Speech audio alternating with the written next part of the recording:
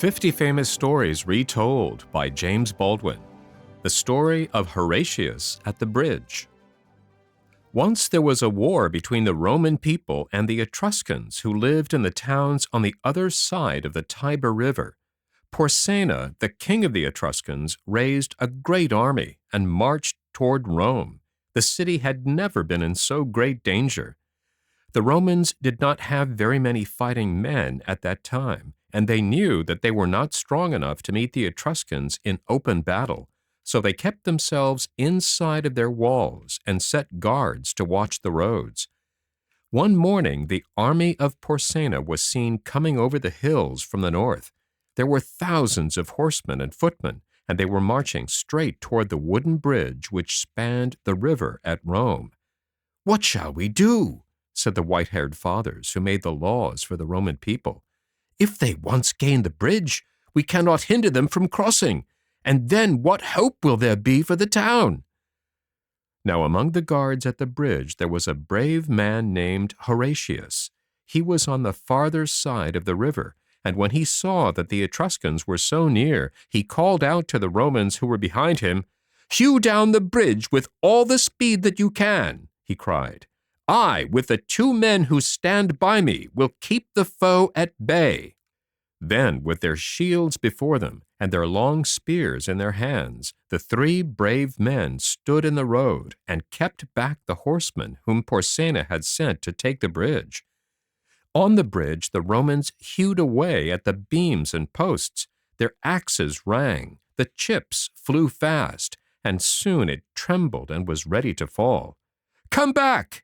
Come back and save your lives!" they cried to Horatius and the 2 who were with him. But just then Porsena's horsemen dashed toward them again. "Run for your lives," said Horatius to his friends. "I will keep the road." They turned and ran back across the bridge. They had hardly reached the other side when there was a crashing of beams and timbers. The bridge toppled over to one side and then fell with a great splash into the water. When Horatius heard the sound, he knew that the city was safe. With his face still toward Porsena's men, he moved slowly backward till he stood on the river's bank. A dart thrown by one of Porsena's soldiers put out his left eye, but he did not falter. He cast his spear at the foremost horseman, and then he turned quickly around. He saw the white porch of his own home among the trees on the other side of the stream. And he spake to the noble river that rolls by the walls of Rome, "O Tiber, Father Tiber, to whom the Romans pray, a Roman's life, a Roman's arms, take thou in charge today." He leaped into the deep, swift stream. He still had his heavy armor on, and when he sank out of sight, no one thought that he would ever be seen again. But he was a strong man and the best swimmer in Rome. The next minute he rose. He was halfway across the river and safe from the spears and darts which Porsena's soldiers hurled after him. Soon he reached the farther side, where his friends stood ready to help him. Shout after shout greeted him as he climbed upon the bank. Then Porsena's men shouted also, for they had never seen a man so brave and strong as Horatius. He had kept them out of Rome, but he had done a deed which they could not help but praise. As for the Romans, they were very grateful to Horatius for having saved their city.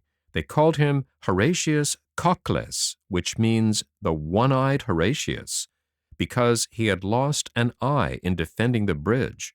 They caused a fine statue of brass to be made in his honor, and they gave him as much land as he could plow around in a day. And for hundreds of years afterwards, with weeping and laughter, still was the story told, how well Horatius kept the bridge in the brave days of old.